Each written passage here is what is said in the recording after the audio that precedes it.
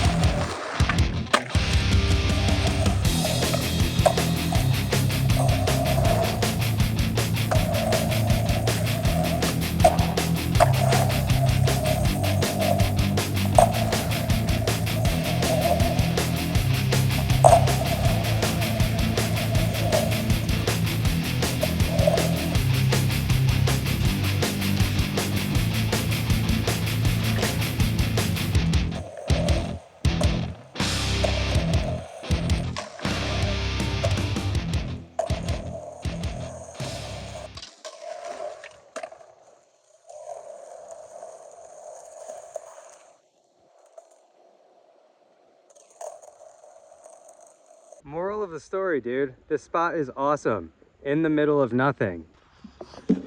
And super fun too. Ugh.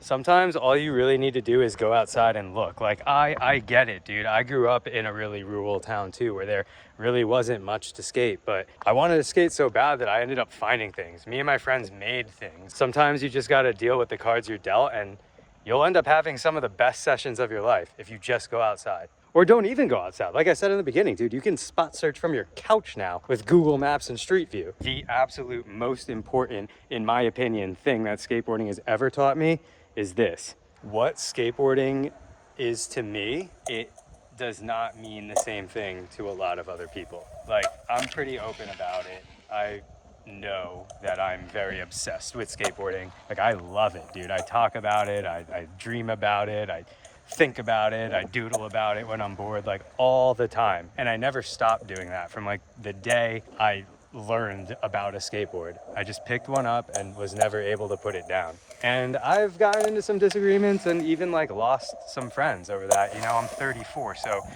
when people reach my age, they kind of like have different priorities or their interests change.